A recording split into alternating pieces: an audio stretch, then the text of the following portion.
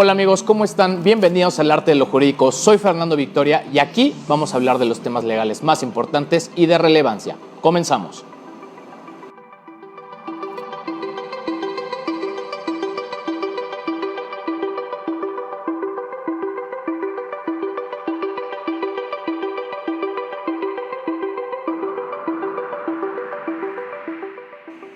Amigos, ¿cómo están? Aquí de nuevo en este gran programa, El Arte de lo Jurídico, apoyando a la licenciada Diana, que no pudo estar con nosotros en este programa, pero no por eso decae el programa en su calidad y en la calidad de los invitados. Y el día de hoy tenemos a un abogado experto en la materia inmobiliaria y corporativa, miembro activo de la Barra Mexicana de Abogados y abogado de Grupo Foch y Grupo Galem, Juan Carlos Rosas Matute. Hola Juan Carlos, ¿cómo estás? ¿Qué tal, Fernando? Muchas gracias por la invitación. Muy contento de estar con ustedes y pues un poco explicarles sobre lo que es la teoría de la imprevisión, que a raíz de esta pandemia creo que es un tema que va muy ad hoc con la situación que estamos viviendo. Perfecto. Como bien menciona Juan Carlos, hoy vamos a hablar de la teoría de la imprevisión en materia de contratos y vamos a hablar, antes de entrar al tema directo de la imprevisión, ¿qué es el pacta sunt servanda o lo pactado por las partes? Ya que, como conocemos, esta teoría es la antítesis de esto, es su enemigo, se podría decir, pero ¿por qué es el enemigo de este principio general del derecho? Mira, muy bien. El pacta sunt servanda es un principio general del derecho que es una de las piedras angulares, porque efectivamente lo que busca es que las partes cumplan con lo estrictamente pactado, ¿no? Que si tú y yo celebramos un contrato y estipulamos una serie de condiciones a través de las cláusulas, estas cláusulas se cumplan e incluso sea a través de la misma voluntad, a través de la firma de un contrato, ¿no?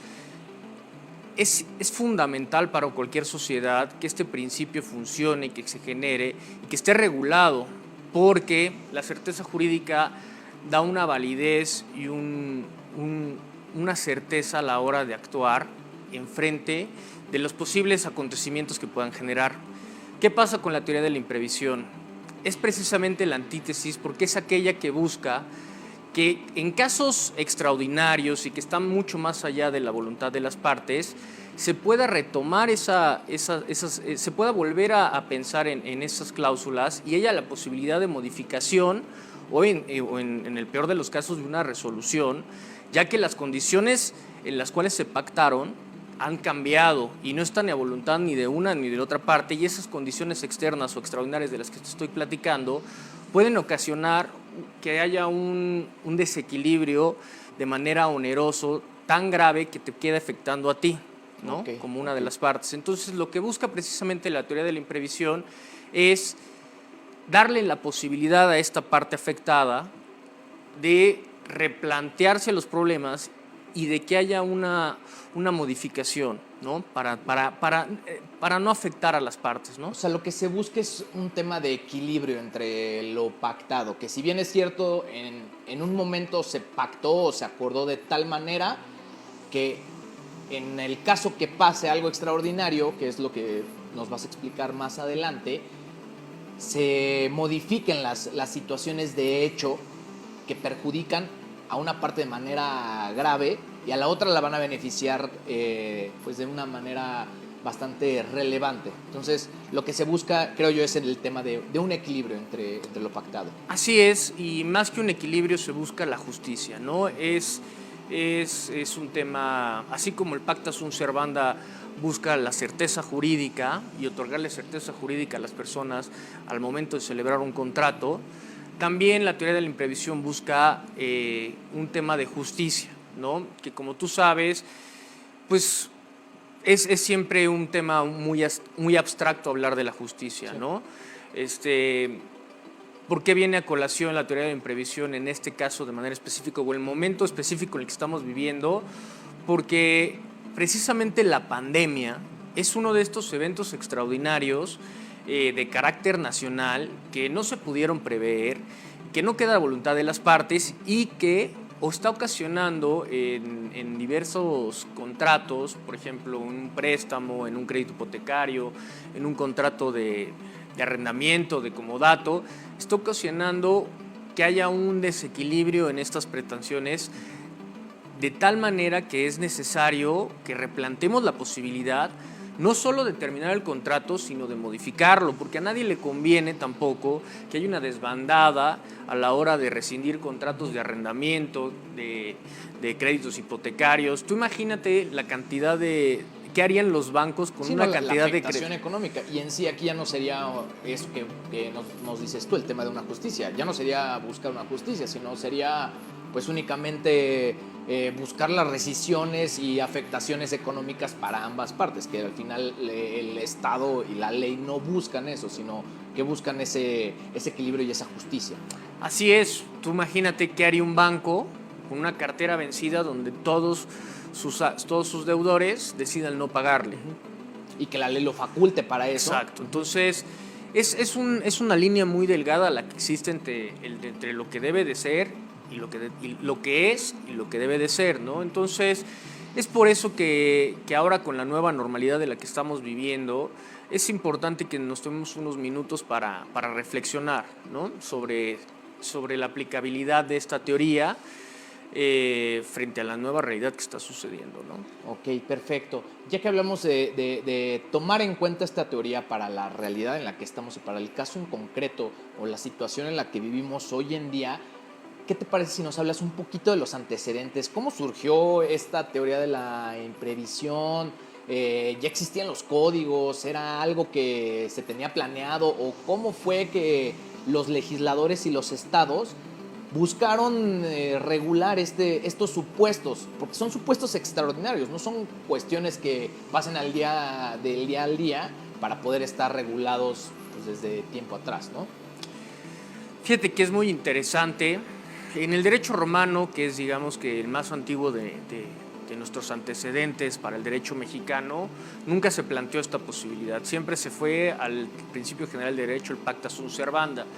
Fue en el derecho canónico con San Agustín y con Santo Tomás donde se empezó a vislumbrar este tipo de situaciones, ¿no? En la Edad Media, pero sin gran relevancia. Eran puros temas teóricos. Exacto, más apegados a lo que hubiera querido Dios y cuestiones de ese tipo. Realmente todavía en el Código Napoleón y en el Código Civil alemán, que digamos que son los últimos antecedentes históricos del Código Civil para nuestro país. Perdón que te interrumpa, antes de que sigamos, que ya vamos a entrar al antecedente directo, vamos a ir a un corte y regresamos al arte de lo jurídico con el tema de la imprevisión en casos de COVID con el abogado Juan Carlos Rosas Matute. Regresamos.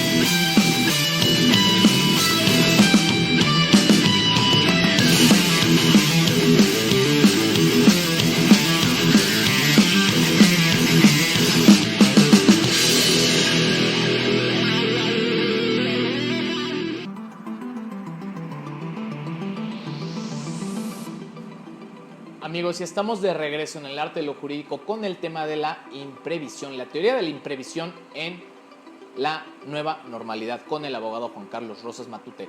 Juan Carlos, perdón por la interrupción tan abrupta, pero tenemos que ir a corte. Nos estabas diciendo un poco de los antecedentes, de dónde se creó esta teoría y cómo empezó a surgir ya en la vida, a la vida jurídica, se podría decir. Claro que sí. Mira, retomando un poco el tema, regresando al tema del Código de Napoleón y al Código Alemán, al BGB, tampoco lo planteaban hasta que inició la Primera Guerra Mundial, la conocida Gran Guerra, ¿no? Hasta ese momento jamás se había planteado la posibilidad siquiera de que se pudiera modificar por las partes pactado, ¿no? Como te mencioné, el principio general del derecho, o uno de los principios generales del derecho más importantes, es el pacta sunt servanda, ¿no? Entonces, al momento de que se inicia la Gran Guerra, pues obviamente las condiciones en las que muchos contratos se celebraron cambiaron de manera radical, ¿no? Donde pues muchas personas se vieron afectadas por un agente externo que nunca estuvo a voluntad de las partes, ¿no? Y es ahí donde se empieza a hacer este análisis y esta discusión entre los juristas de la época, buscando encontrar un razonamiento, ¿no? Entonces, ante la desbandada de demandas que se vinieron, hubo dos caminos que se tomaron. El primero fue el alemán, donde simplemente los jueces alemanes dijeron: la verdad es que este es un tema meramente legislativo, donde si no se plantea en la ley, nosotros no podemos legislar y modificar lo que está estipulado en el código, ¿no? No somos legisladores, sí, nosotros somos juzgadores. Exacto. Y pues digamos que está el otro lado, el lado francés, donde efectivamente el poder legislativo de la época, a través de la ley Faliot, vio la posibilidad por primera vez de que se diera la teoría de la imprevisión y se pudiera modificar cuando existieran factores externos extraordinarios y que afectaran de tal manera la vida cotidiana, que estuviera en posibilidad de pactarse o de modificar lo antes pactado, ¿no? Al final, ese es, digamos, que el antecedente más, el primer antecedente que nosotros tenemos. Si nos retomamos a México, la verdad es que los primeros códigos civiles eran una calca exacta del Código de Napoleón, entonces nunca se planteó ese tema. Y no fue hasta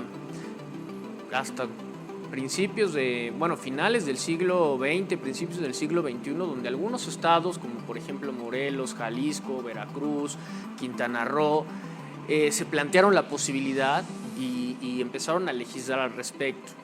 Algo tan sencillo, para entender un poco lo difícil que es este tema, al atacar uno de los principios, o al ser el axioma principal de uno de los principios generales del derecho más importantes, es que en el Código Civil Federal no se plantea, ¿no? Ha sido cada estado, de manera individual y a través de los congresos locales, donde se han planteado o se ha abierto la posibilidad a la teoría de la imprevisión. Tan sencillo como un ejemplo claro es que hasta el 2010, en el Código Civil de la Ciudad de México, antes Distrito Federal, no se planteaba la posibilidad. No fue hasta esta reforma del 2010 donde se reforma el artículo 1796 y se adiciona el artículo 1796 bis y 1796 ter. Antes de eso no se tenía un registro, ¿no? La verdad es que es un tema,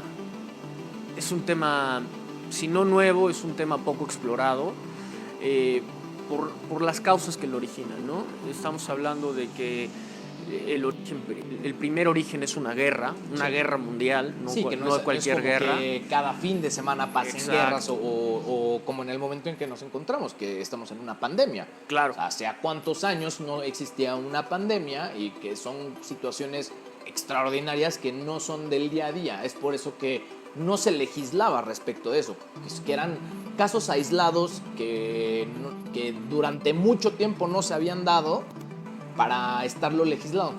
Como sabemos, el derecho es dinámico respecto de las situaciones de hecho que se pueden dar día a día. Entonces, con cuestiones extraordinarias, pues no podemos esperar una legislación de estas cuestiones extraordinarias hasta en tanto no suceda.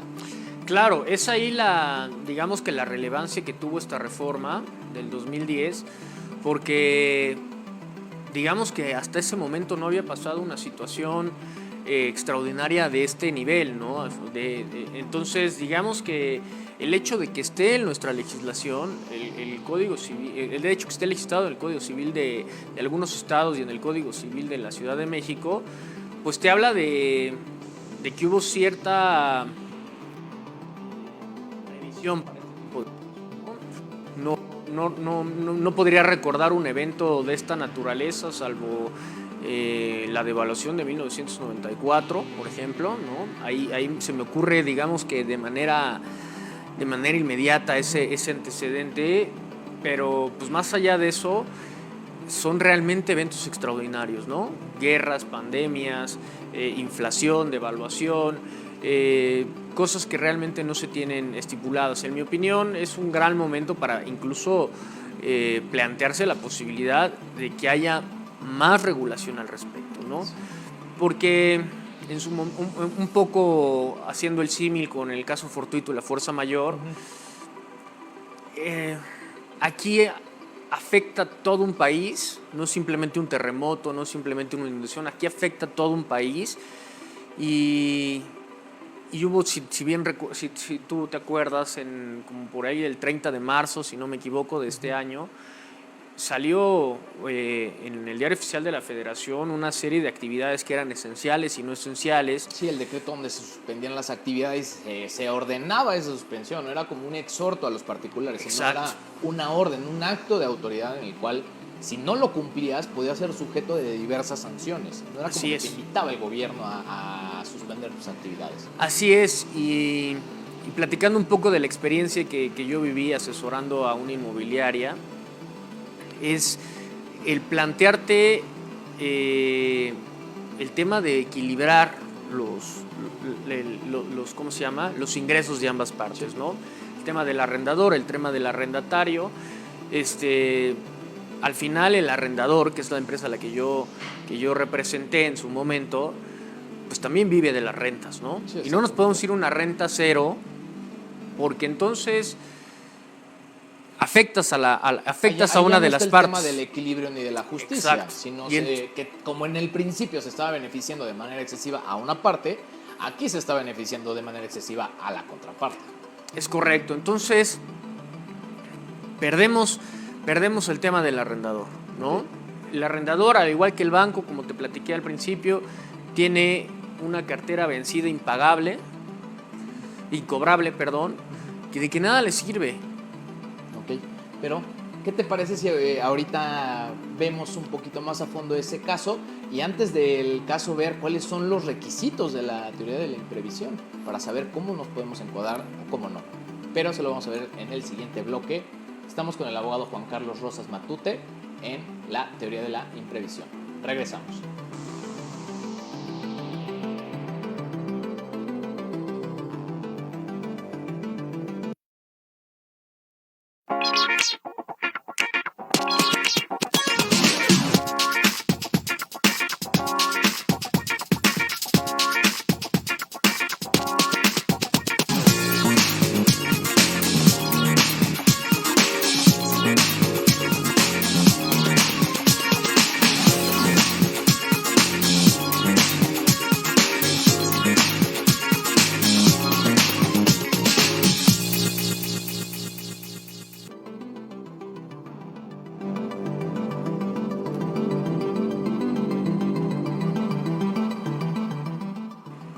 Amigos, y estamos de regreso con el tema de hoy, la teoría de la imprevisión en tiempos de COVID, con el abogado Juan Carlos Rosas Matute.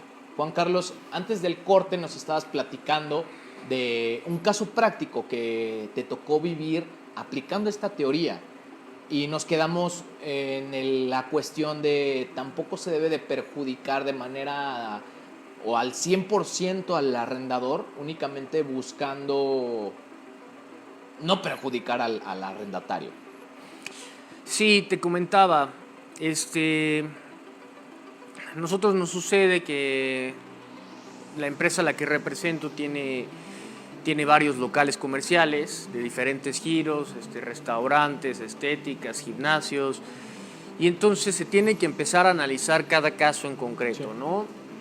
A través de la publicación o que sale en el Diario Oficial de la Federación el 30 de marzo, el 31 de marzo, no recuerdo bien, donde se empieza a enumerar cuáles son las actividades esenciales, entendiéndose como números clausus, casi, ¿no? Donde estaba literalmente te hacen una numeración de cuáles son las esenciales y en sentido contrario, las que no se encuadran aquí, se les ordena la suspensión. Exacto. Por ejemplo, vamos al tema de los restaurantes, ¿no? En su momento se catalogaron como actividades esenciales, ¿no? Por el tema de alimentos, por el tema de de que la gente podía seguir pidiendo comida a través de las diversas plataformas digitales como las que todos conocemos, ¿no? Estaba Oxxo, por ejemplo, donde en realidad ellos, si bien los restaurantes se vieron afectados, ¿no? Porque su negocio no es la comida para llevar, sino el ingreso comensales, pues ellos pudieron seguir vendiendo. Sí, y había un ingreso. No hubo una afectación al 100%. Exacto, y entonces ahí es donde el deber del abogado es analizar y poder llegar a un tema conciliador entre ambas partes, ¿no? Para no perjudicar ni al arrendatario, o bueno, perjudicar lo menos posible o lo que ya de por sí ya perjudicó la pandemia, y también intentar que el arrendador no tenga locales vacíos o tenga arrendatarios que no pagan la renta, sí. Porque en ese supuesto que yo te estoy plantando no hay ganadores, ¿no? Ahí hay perdedores por todos lados, entonces sí. Lo que se busca es que ni el arrendatario abandone el local, que pueda llegar a seguir pagando una renta, porque te recuerdo que las inmobiliarias, en este caso la que yo trabajaba, vivía de las rentas. Sí, exactamente. Entonces, si tú te vas a renta cero con todos tus arrendatarios, pues al final ibas a tener una afectación en esta empresa. Uh-huh. Y esta empresa, al igual que el arrendatario, tiene que pagar impuestos, tiene que mantener nóminas, tiene que mantener servicios, o sea... Sí, tiene sus gastos comunes, los cuales sustenta con ese pago por parte de los arrendatarios. Si a eso le sumamos que no hubo apoyos del parte del gobierno, pues entonces la situación se agravó, ¿no? Sí. Ese es básicamente, digamos que uno de los casos más comunes que a mí me tocó vivir a inicios de esta pandemia, ¿no? Básicamente porque afectó esta pandemia de tal grado a la economía que no había ni para dónde hacerse, ¿no? Los sí. Arrendatarios estaban pidiéndote ayuda, los arrendadores decían, oye, pero es que yo vivo de esto, uh-huh. ¿no? Como la viuda. Sí, sí. O sea, yo vivo de mis rentas. Contra la espada y la pared, porque claro. Ni uno quería ceder ni el otro. Claro.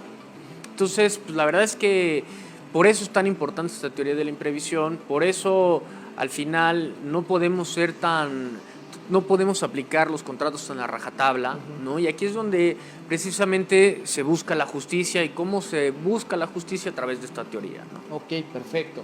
Entonces, hablando de esta teoría, ¿cuáles son los requisitos o cuáles son los supuestos en los cuales yo podría encuadrarme para hacerla efectiva, para buscar ese equilibrio o esa justicia entre las partes? Porque, por lo que tengo entendido, no cualquier situación de contrato, de convenio, se puede llevar a cabo conforme a esta teoría.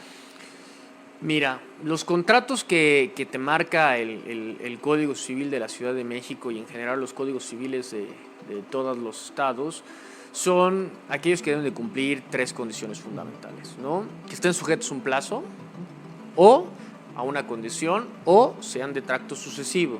Sí. Entiéndase, por ejemplo, el contrato de arrendamiento, ¿no? Los créditos. Era como el caso que nos estabas contando. Exacto, los créditos, el crédito hipotecario, la prenda, el comodato incluso, porque no se limita a que sea gratuito o oneroso el contrato, sino retomando un poco el tema del comodato, pues imagínate que tú y yo un día celebramos un contrato de comodato donde tú eres comodatario, yo soy comodante, y por situaciones externas a nosotros o extraordinarias a nosotros, pues yo me veo privado de mi casa, pues, mi casa habitación y demás. Entonces sería injusto que si tenemos un contrato de comodato celebrado a 5 años, pues yo me quede que te diga, ¿sabes 5 qué? años. Salte de mi propiedad porque pues, pasó esto. Es correcto. Entonces, pues, realmente ¿sabes qué? Sé que en su momento yo te di este inmueble en comodato para que tú lo utilizaras como tú quisieras. Sin embargo, a raíz de esta situación de la pandemia, yo me quedé sin casa, entonces pues necesito que terminemos el contrato, que me devuelvas el inmueble porque yo lo voy a ocupar, ¿no? Okay. No es un tema que el contrato sea oneroso en sí, pero sí hay un cambio en las circunstancias que efectivamente a mí me ponen como comodante, me ponen un nivel de pues digamos, de desequilibrio o donde mis prestaciones son menores a las tuyas y pues digamos que se entendería razonable, ¿no? El hecho, ¿no? Más allá porque fue un contrato de buena fe. Ese sería, digamos, que es los primeros, los Como contratos. el primer requisito en cuanto a los tipos de contrato, ¿no? Así es, digamos que la excepción a este tipo de la teoría lo único que se plantea es los contratos aleatorios, ¿no? Okay. Como los juegos de azar, como todos los relacionados como los juegos de azar, digamos que es el ejemplo más claro, porque ahí se plantea que en realidad siempre existe un riesgo, ¿no? Sí, exactamente, es un riesgo latente. Exacto, la persona que participa en ese tipo de contratos, pues sabe que hay un riesgo donde se puede perder todo, ¿no? Perfecto. Entonces, digamos que ese sería el único contrato donde no le aplicaré la teoría de la imprevisión. La causa de la excepción. Pero ¿qué tal si en el siguiente bloque continuamos con los requisitos para la teoría de la imprevisión? Estamos con Juan Carlos Rosas Matute, abogado en materia corporativa.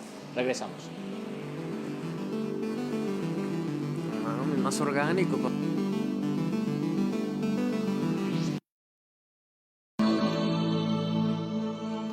¿Qué tranza, familia? Yo soy la Rose, su amiga la Rose, aquí les bailo. ¡Claro que sí! Y quiero invitarlos a que no se pierdan mi programa cada sábado a las 11 de la mañana por Cadena Trendy, canal 77 de Easy. Compren, compren, compren, compren, compren.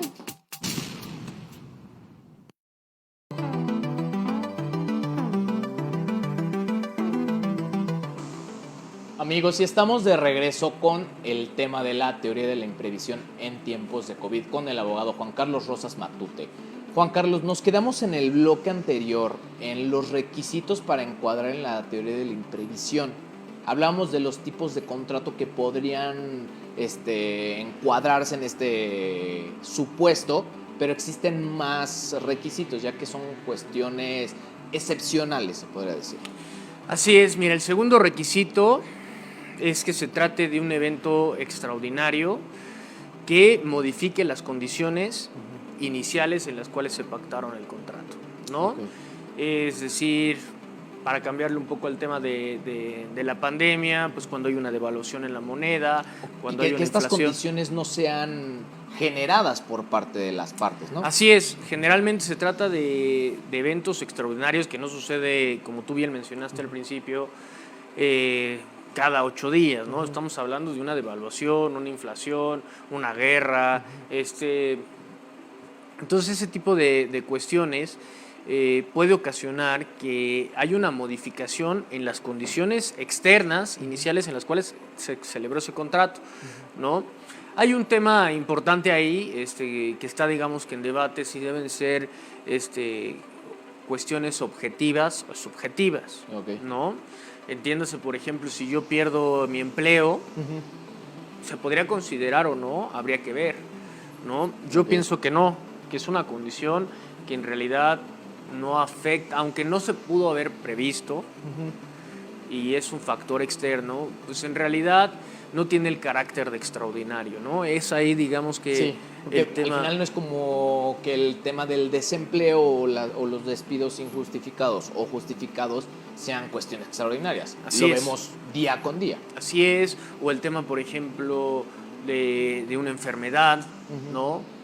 Ese tipo de cuestiones, en mi opinión, no deben de considerar o no podrían aplicar en lo que conocemos como la teoría de la imprevisión, digamos porque hablamos de temas extraordinarios, una enfermedad por más dura que pueda ser o por más común, termina siendo un tema ordinario, ¿no? Al ser personas, al ser seres humanos, pues siempre estamos a expensas de contraer cualquier enfermedad, nosotros o cualquier familiar, ¿no? Sí, esa naturaleza va más enfocada en situaciones que no pasan al día con día. Como bien mencionas, no es que una enfermedad sea algo común, pero es mucho más común que el tema de una pandemia, que el tema de una guerra, una inflación, una devaluación, lo que sea por el estilo. Así es.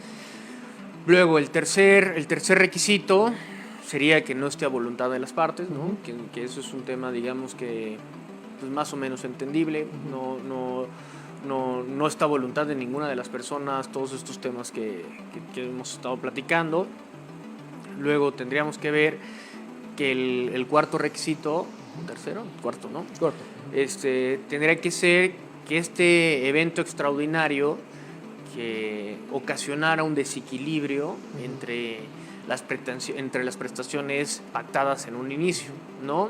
Volviendo un poco al tema del arrendador y del arrendatario, pues sería un poco injusto que si un arrendatario, como bien mencionaste, tuvo que cerrar por instrucciones, o bueno, por por un acto de autoridad a través del exacto, decreto. Yo como arrendador te siguiera cobrando el 100% de renta, ¿no? Porque entonces, ¿cómo me pagas? Ahí hay una clara desproporción o un desequilibrio entre las prestaciones, ¿no?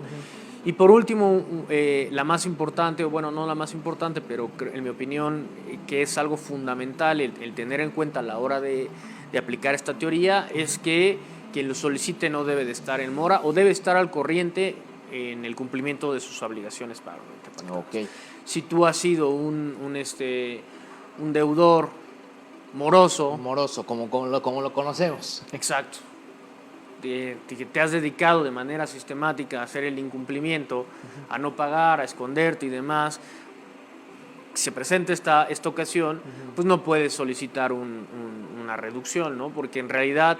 Ya tu actuación es más o menos de mala fe y en el momento en que pasa algo extraordinario ya apareces a solicitar un beneficio cuando durante la cuestión natural estuviste actuando de manera contraria a la... ¿Se puede decir contraria a la naturaleza del contrato? Exactamente.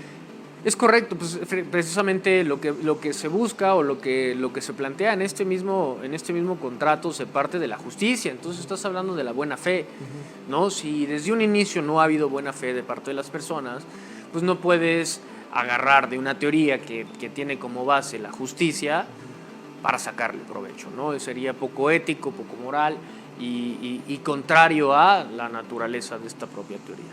Perfecto. Y una vez que ya nos encontramos en estos supuestos o cumplimos cada uno de estos requisitos, ¿cómo se hace efectiva esta teoría? ¿Qué debo de hacer? ¿Tengo que acudir ante un juzgado de manera directa? ¿Lo arreglo entre mi contraparte? ¿O qué tengo que hacer para poder resolver esta controversia?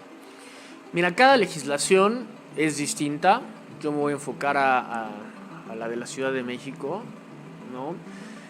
En la Ciudad de México está regulado en el artículo 1796 bis y se plantea, digamos que este artículo plantea dos escenarios, ¿no?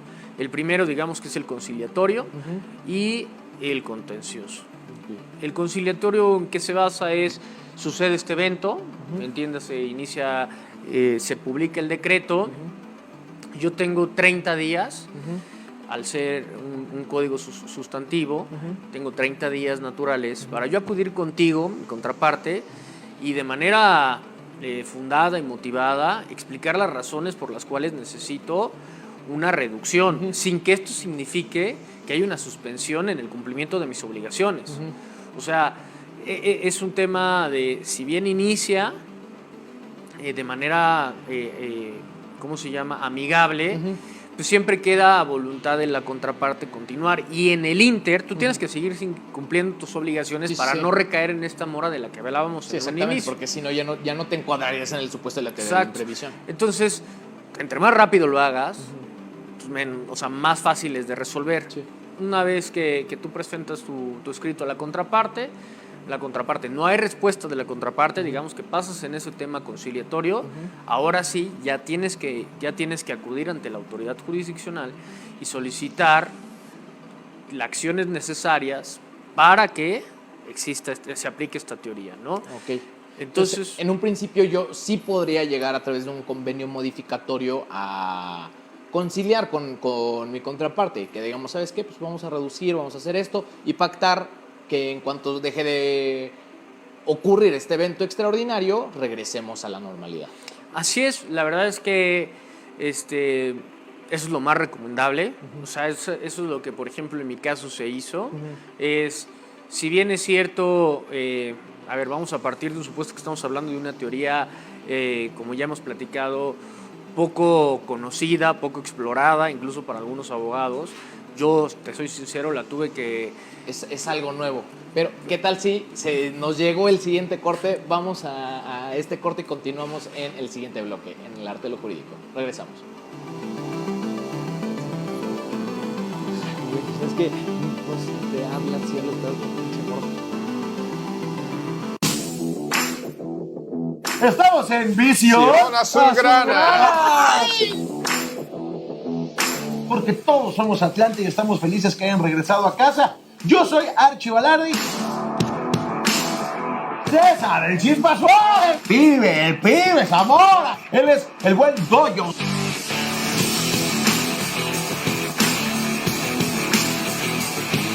Les guste o no les guste, les cuadre o no les cuadre, el Atlante es su padre. Si no, y si no, vamos a empezar.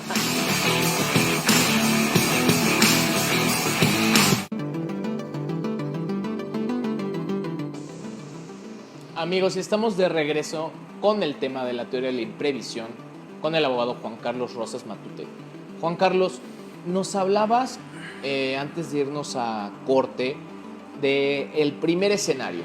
Una vez que nos encontramos en la teoría de la imprevisión, llegamos a un tema conciliatorio que sería como el mejor escenario, una negociación de un win-win y cerramos el convenio. Pero en el caso de que no se llegue a este acuerdo entre las partes, ¿qué se puede hacer?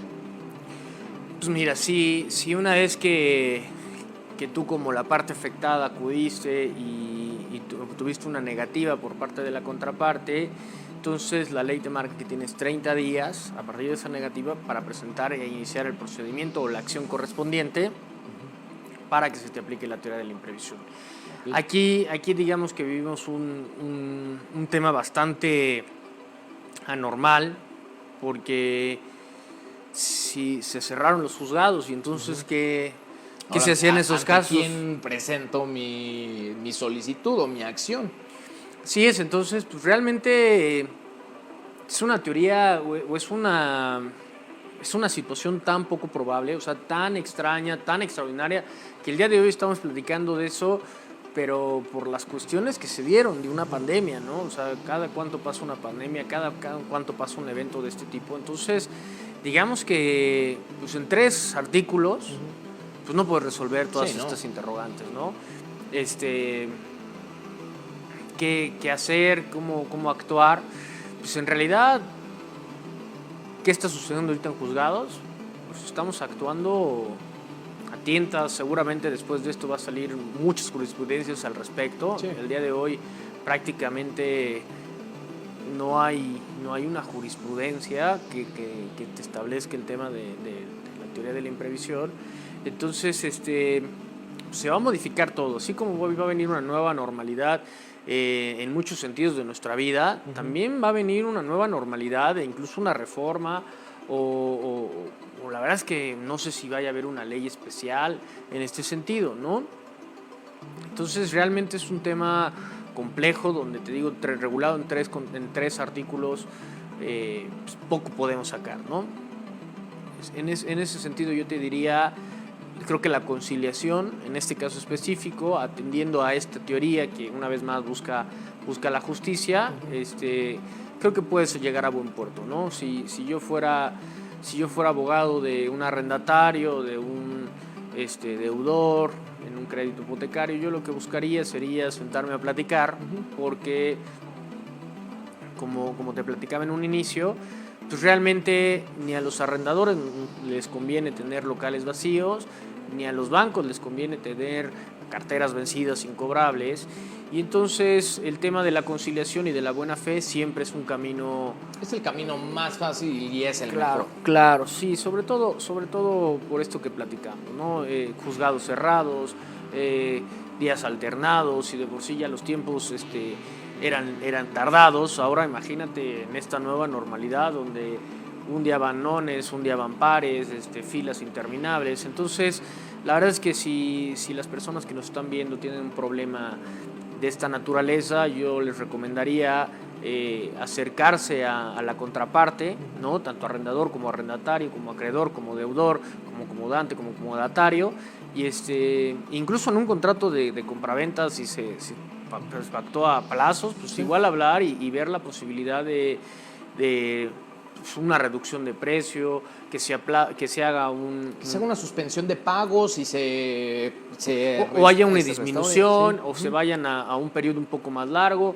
La verdad es que soluciones hay miles. Claro, y yo recomendaría eso, ¿no? Yo recomendaría el tema de irte al tema conciliatorio, ¿no? Antes que al conciliatorio, ya digo, el conciliatorio al final es la última barrera y bueno, ya tendrás que contratar un abogado y ya tendrás que Te va a esperarte. salir más caro y va a ser más tardado. Así es, entonces al final la conciliación en este evento es fundamental, ¿no? Y hace rato que platicábamos, antes de entrar a cámara para el programa, te comentaba del supuesto del artículo 2431, 2432 para el tema de los arrendatarios, donde se podría considerar como una antinomia con esta teoría o con estos artículos, ya que en este supuesto donde se habla que se impida el uso total del bien arrendado, se está obligado por parte del arrendador a la condonación de hasta 2 meses de la renta. Y en su caso de que persista esto, se podrá rescindir el contrato. Entonces ya aquí creo yo que por lo que hemos platicado y por lo que en su caso nosotros vivimos como arrendatarios, que nosotros nos basamos en este artículo para un mayor beneficio, obvio, al arrendatario, se podría encuadrar en un tema de antinomia, porque si bien es cierto, la teoría de la imprevisión busca esa justicia y ese equilibrio, este artículo, que puede ir medio en contrario a esto, lo que busca es pues beneficiar de manera directa a una de las partes. Que si bien es cierto, habla igualmente de los casos extraordinarios, te habla de casos de fuerza mayor o caso fortuito, aquí no se busca ese equilibrio y esa justicia, sino se busca la suspensión del cumplimiento de una obligación. Claro, lo que tú mencionas es cierto, pero aquí mi pregunta sería, ¿quién perdió más? En su momento, platicando fuera del aire, me decías, pues es que la verdad es que el arrendador nunca, ni siquiera buscó hacernos un descuento. Entonces, sí, ahí justo es donde... lo que platicamos, en lugar de irse al tema conciliatorio, busca encerrarse en su postura y decir, pues no. Claro, o sea, precisamente eso es una visión, la visión que mi grupo tuvo, el grupo con el que yo trabajo, esa es la visión que precisamente tuvo, ¿no? Es situaciones como las de tu despacho, ¿no? Donde ustedes tenían unas oficinas que rentaban y que seguramente esa renta implicaba un buen ingreso para el arrendador, por quererse amarrar y seguir cobrando la totalidad de la renta cuando a todas luces era un tema desequilibrante y oneroso para una de las partes, entiéndase para ustedes, porque ustedes, juzgados cerrados, con imposibilidad de trabajar, mil problemas, sin posibilidad incluso de utilizar las instalaciones, ¿no? Entonces, ahí yo te diría que fueron mal asesorados.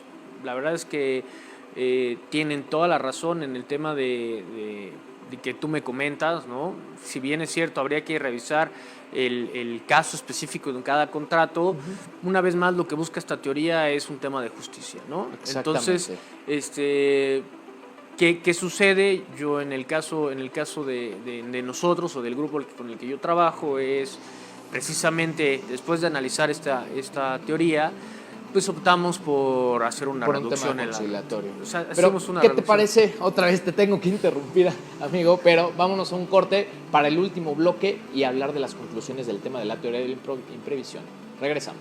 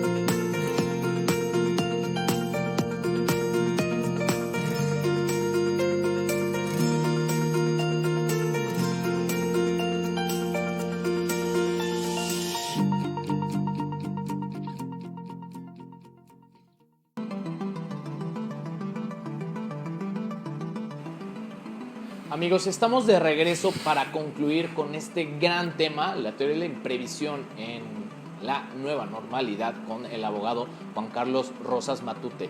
Juan Carlos, ahorita en corte platicábamos de este tema únicamente puede ser aplicado en materia civil o también en materia mercantil, o qué aristas podríamos encontrar en este tema. Fíjate que al estar regulado en el Código Civil, se trata meramente, o sea, es aplicable esta teoría a los contratos civiles, ¿no? Es un tema que ni siquiera la ley, que ni el Código de Comercio regula. Si en el Código Civil Federal no estaba regulado, ahora imagina el Código de Comercio.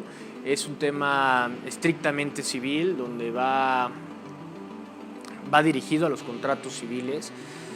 Y había pensado un poco, o bueno, en este tema cuando inició la pandemia, es qué sucede, por ejemplo, con los contratos de arrendamiento, si son civiles, si son mercantiles, qué pasa en ese tema, ¿no? Es claro, bueno, como tú conoces, el contrato de arrendamiento es un contrato civil, meramente civil, aunque lo celebren dos empresas o creas que es un acto de comercio, pues en realidad siempre va a ser un tema civil. Pero hay una excepción, y es una excepción que me parece muy interesante, que es el tema de los locales en los aeropuertos. Okay.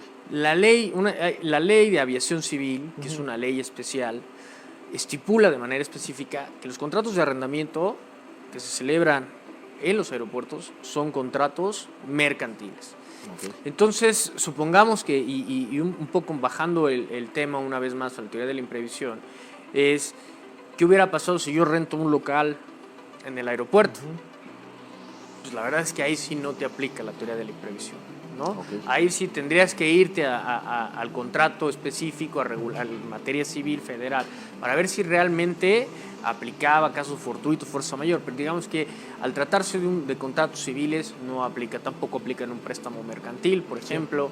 Entonces, al estar regulado en materia civil, es meramente civil. Cada estado lo regula, hay estados que incluso no lo plantean. Ya te di algunos ejemplos de qué estados sí, qué estados no. Obviamente cada estado lo regula a su manera, ¿no? Uno de los estados que revisando y preparando este pequeño proyecto, me di cuenta que el Código Civil de Veracruz es uno de los que más desarrolla este tema, ¿no? Okay. Entonces, yo te diría, si tú tienes duda, o las personas que nos están viendo en casa, si tienen dudas si les podría aplicar la teoría de la imprevisión, pues me iría a ver qué tipo de contrato es, ¿no? Sí. Además de los que ya mencionamos, ¿no? Que no sea un contrato aleatorio, y que sea un plazo, condición, tracto sucesivo y demás, pues me metería a revisar la naturaleza jurídica de ese contrato, ¿no? Ir buscando los requisitos que platicamos para ver si se podría o no. Así es. La verdad es que es una teoría que es eso, una teoría bastante digamos que extraña, por así decirlo, porque como platicamos al inicio... Se puede decir novedosa en su aplicación, ¿no? Así es, novedosa en su aplicación, esa es la palabra correcta, porque realmente debe de ser de las primeras veces que se esté hablando de este tema. Sí, ¿no? yo me acuerdo cuando esto lo vimos en la universidad y era como... Está bien, es como de relleno, para que sepas que es la teoría de la imprevisión, pero nunca pensamos en poder aplicarla o una cuestión por el estilo. Así es, pues la verdad es que, como tú lo bien mencionaste al principio, el derecho es dinámico, ¿no? Nunca sabes a la vuelta de la esquina lo que nos va a suceder, y hay que, nosotros como abogados, pues nuestro trabajo es siempre buscar las mejores soluciones, ¿no? Por eso, para mí, lo que yo rescato, lo que más destaco de esta teoría es el tema de la conciliación, de que cuando factores externos, extraordinarios y que están ajenos a la voluntad de las partes ocasionan un cambio en las prestaciones pactadas en un inicio, pues se les pueda dar la posibilidad de modificar o incluso resolver el contrato, siempre pues, buscando la justicia, ¿no? Que creo que eso es al final lo que es importante ver en este caso. Y pues bueno, tampoco podemos negar que el Pacta Sunt Servanda está ahí.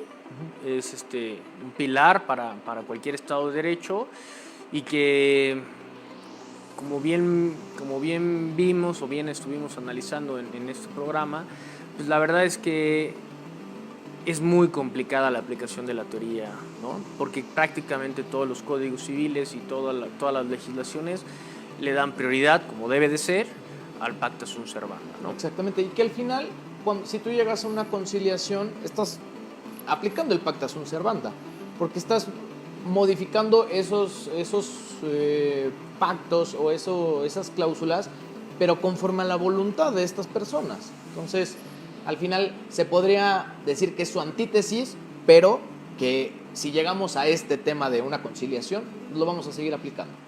Así es, la verdad es que al final, si alguna persona de las que nos está viendo tiene una duda o encuentra una negativa, la verdad es que pues acudiría siempre al tema conciliatorio, ¿no? Creo que a manera de conclusión eso es lo más importante, es siempre actuar de buena fe y buscar que tu cliente se vea lo menos afectado posible en una situación que de por sí ya es complicada, ¿no? Perfecto, pues Juan Carlos, muchísimas gracias. Te agradezco con todo el corazón que hayas venido a este programa y espero que para próximas invitaciones nos acompañes para hablar de temas interesantes. Muchas gracias, te agradezco mucho la invitación y un honor haber estado aquí contigo. Gracias. Nos vemos el siguiente viernes en El Arte de lo Jurídico. Soy Fernando Victoria. Buenas noches.